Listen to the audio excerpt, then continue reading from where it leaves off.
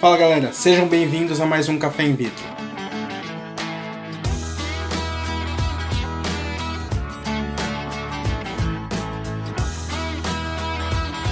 No programa de hoje a gente vai falar sobre o Asher, que aconteceu do dia 1 ao dia 4 de julho em Barcelona. Bernardo, lindo Barcelona, não? Sim, claro, me gusta muito. Foi pro Asher? Baby, I don't understand this. You're changing, I can't stand it. My heart can't. Bem, e para falar do Asher a gente vai separar o programa em duas partes. Um falando de genética, o outro laboratório e clínica. E o programa de hoje nós vamos falar sobre genética. E para falar de genética, nada mais nada menos do que estar aqui, na sede da Igenomics. E depois de passear aí pelos laboratórios da Igenomics, nós estamos com a doutora Márcia Riboldi, doutora Juliana Cusi. Obrigado pela participação. Márcia, o que você achou do Asher desse ano? Então, o Asher esse ano foi uma grande surpresa. Porque, na verdade, ele bateu todos os recordes, né, de todos os congressos internacionais que vem vindo aí de reprodução assistida. Foram mais de 12 mil participantes e a população brasileira a nível de reprodução assistida estava em peso lá, né? Médicos embriologistas, geneticistas de norte a sul do Brasil participando desse evento. E eu acho que o que foi mais interessante esse ano foi da personalização dos tratamentos de reprodução assistida. Isso foi o mais interessante. Desde o protocolo de estímulo até o embrião que a gente vai cultivar de tal maneira, no time-lapse, no cultivo tal, expandido, individual, em grupo, a biópsia, o teste genético, a vitrificação e depois a transferência. Então, assim, a individualização cada vez maior do tratamento de reprodução assistida para cada paciente foi o que mais nos chamou a atenção. Legal. E Ju, eu vou aproveitar aqui a visita para matar uma curiosidade. A gente começou com PGD, foi para PGS, PGT, PGTM, PGTA. Essa mudança tem sentido ou tem um gato andando em cima do teclado de quem define a nomenclatura? Tinha certeza que a pergunta ia ser para mim, né? Não, tem sentido, tá deixando tudo mais fácil, é mais claro. A princípio a sigla PGD, né, ela começou como diagnóstico genético pré-implantacional e ela não definia muito o objetivo desse diagnóstico, ela foi usada de uma forma mais geral. Daí para isso a gente criou o PGS para poder diferenciar. Hoje fica muito mais fácil, muito mais claro. Quando a gente está analisando um embrião, nós estamos fazendo um diagnóstico genético pré-implantacional, então é um teste genético aplicado àquele embrião PGT. Temos um teste genético. Ah, muito bem. Para que é esse teste genético? Qual é o objetivo do casal? É uma mutação monogênica? É um teste monogênico? M de mutação, né? Então eu tenho um PGT-M. Ah não, eu quero ver aneuploidias nesse embrião. Então eu tenho um PGT-A. E agora ficou muito claro que todo mundo confundia que eram as alterações de cariótipo. Então, quando eu tenho uma alteração estrutural no cariótipo, eu tenho um PGT-SR, que é de rearranjos estruturais. Então, ficou mais fácil, agora não tem dúvida nenhuma, veio para facilitar, sim, não veio para atrapalhar, não. Ótima explicação, tomara que no ano que vem a sopa de letrinha seja mantida, porque agora eu entendi direitinho.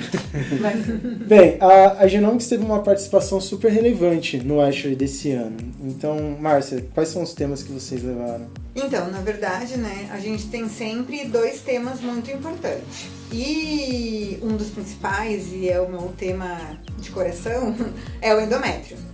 Então, esse ano, como todo mundo sabe, a gente tem um dos testes principais, que é o nosso ERA, né, que é o teste de receptividade endometrial, mas mesmo assim, a gente tinha pacientes que tinham o endométrio receptivo, já tinham transferido embriões euploides, e mesmo assim não conseguiam encontrar, ou não conseguiam, né, atingir a implantação com essa transferência.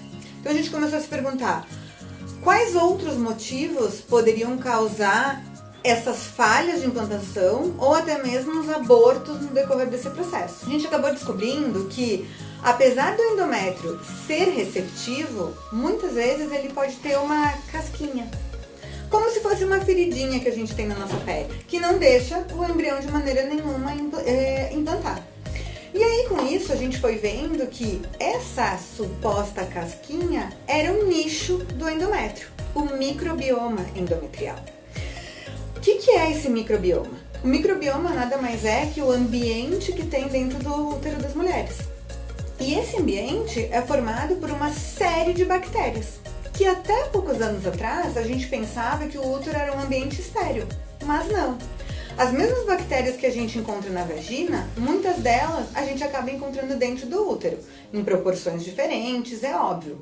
Mas quando passa de um limite esperado, essas bactérias podem aumentar e provocar uma inflamação. Essa inflamação dentro do útero acaba criando então um ambiente inflamatório, é óbvio, e que muitas vezes acaba gerando uma endometrite. A endometrite crônica está altamente relacionada com as falhas de implantação e o aborto.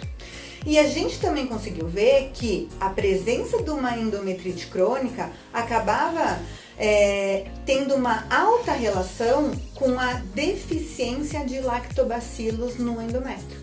Então, quanto mais patógenos, menos lactobacilos, esse desequilíbrio que ocorre, mesmo tendo um endométrio receptivo, acabava provocando falhas de implantação e aborto em determinadas pacientes. Como funcionam esses testes, então, para análise desse bioma uterino? Hoje, os testes são, na verdade, 3 testes em uma única biópsia endometrial, né? O ERA é o teste de receptividade endometrial, que todo mundo já conhece, que foi lançado pela gente já faz muitos anos. O EMA é o teste do microbioma endometrial e o ALICE é o teste, então, da endometrite endometrial, né? A gente faz os 3 testes com uma única biópsia e aí, na verdade, o grande êxito disso é poder fazer o endometril com uma única amostra de cada paciente, né? E a gente acaba ganhando, então, inúmeros resultados com um único procedimento na paciente. Não, e é muito interessante isso, porque a gente investiu tanto tempo, tanto estudo e tanto conhecimento nas sementes, né? Nos gametas, no óvulo, no espermatozoide, no embrião, e a gente esqueceu da terra, onde a gente tinha que plantar tudo isso. A Márcia falou até pouco tempo atrás, a gente imaginava que era uma cavidade estéril, agora a gente já está falando de microbioma, quando tem um desequilíbrio de lactobacilos para uma cepa mais nociva, isso é...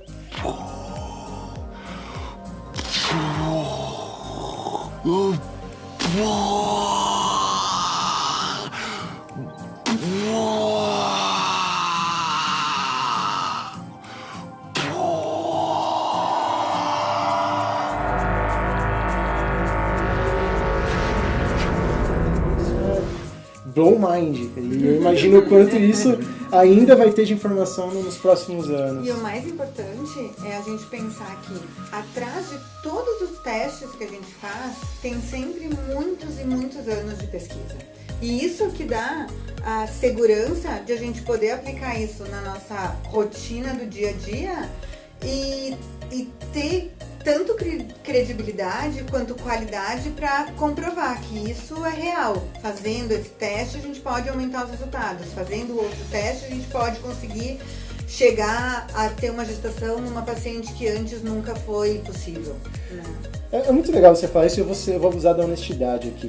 Porque a gente vê esses testes com uns nomes incríveis, assim, EMA, ALICE, ERA, tudo bonitinho, endometril. A gente fala, porra, isso tem um apelo comercial muito grande. E aí a gente está falando agora de lactobacilos vaginais. Não, vem a dúvida, sabe? Peraí, isso realmente é real? Ou é um teste que estão querendo vender para mim? A gente aqui na Genomics sempre tem a pesquisa como meu braço direito. O apelo comercial é o último que chega. Tá lá nos 1%. Porque de trás de todos esses testes tem muita pesquisa. Vocês deram uma voltinha aqui dentro do laboratório, né? Aqui a gente tem um protótipo do que é lá na Espanha, né? Lá é onde nasceu a Genomics e é lá onde que tem uma mega gama de linhas de investigação, o departamento de cada teste que a gente faz, tem mais de 10 pessoas relacionadas em cada departamento, que são expertos em cada produto, em cada teste que a gente vende. Tem uma coisa que é imbatível. que é a capacidade do dia a dia e da rotina e da experiência própria adquirida por um médico. A partir do momento que ele coleciona os seus pacientes, que ele coleciona os resultados, que ele aplica essa tecnologia e que ele entende como isso funciona na rotina dele, ele tem o próprio crivo de continuar sendo o nosso cliente ou não, ou continuar usando esse teste ou não. Então existe uma preocupação de que os produtos sejam duradouros, né? De que eles efetivamente tenham uma melhora no diagnóstico, tenham uma melhora na rotina clínica daquele paciente, seja em taxa de implantação, seja no melhor tratamento do casal ou na redução do aborto, enfim, buscando melhoras para que cada teste está sendo desenhado para aquilo. Porque o uso clínico desses testes é inexorável, assim, sabe? É uma mão de ferro ali, dizendo isso fica, isso não fica, pra mim foi bom, não foi bom. Então, cuidar de um bom treinamento da equipe que vai usar esse teste. Explicar insistentemente como cada metodologia deve ser aplicada. Dar um retorno clínico para os nossos clientes, né? E esperar que eles passem pra gente dados da prática, o feedback do uso disso, certamente é o que vai fazer com que esses testes mostrem aí a que vieram e se vão ficar ou não. E pensa que entre desenvolver o teste, esse teste nascer, né, realmente, a gente colocar na nossa validação clínica primeiramente, para só depois que a gente conseguir os primeiros resultados, a gente passar, então, para vocês. Ah, legal. É fantástico ver esse lado da história. Claro que existe, os trabalhos estão à disposição, mas ouvir vocês falarem é importante. E eu acho que essas grandes descobertas, essas novas tecnologias, elas são empolgantes porque, além de elas darem esperança de cada vez mais a gente evoluir em taxas de gravidez, a gente começa a compreender alguns insucessos que a gente não entendia antes. E na reprodução isso tem também um valor gigantesco. Isso casa muito isso que vocês duas falaram e que você enfatizou, Ju, é muito importante, que é a indicação correta para cada teste. Isso eu também percebo muito, várias técnicas na reprodução surgem e aí daqui a pouco elas caem em desuso porque todo mundo resolve generalizar a aplicação das técnicas. Isso foi, por exemplo, com o Pixie, né? Às vezes ali o ácido hialurônico e tal, não, o ácido hialurônico não funciona. Mas espera aí, para quem que você está aplicando? Se você realmente aplicar para todo mundo, você não vai ver um resultado significativo, mas aplica essa técnica exatamente para um nicho específico, para quem realmente precisa dessa técnica, eu acho que faz toda a diferença. E é muito interessante, é aí que vem a individualização, o surgimento de novas tecnologias para a individualização dos tratamentos. E a hora que você começa realmente a entender tudo isso e aplicar isso direcionadamente, eu acho que a gente consegue ver bons resultados. A reprodução humana não vai ser nunca uma medicina de massa, assim, no sentido de que a gente vai ter sempre o mesmo protocolo. Deu dor de cabeça, toma aspirina, sabe? Não é possível ser assim, porque os problemas são diversos, as características de cada casal são completamente diferentes, e você tem toda a razão e é uma preocupação que a gente tem. Então, a aplicação da tecnologia na clínica tem que ser muito bem respaldada, com conhecimento científico, entender quando fazer, como coletar a melhor amostra, como aplicar, porque também, senão você consegue resultados que depois eles não vão ser replicáveis, ele não vai trazer para você o benefício que você está esperando. E a gente está falando da expectativa daquele casal, a gente está falando do sonho daquele casal, a gente está falando de dinheiro, a gente está falando de alguns testes invasivos, então a gente está falando de muita responsabilidade para fazer uma coisa assim.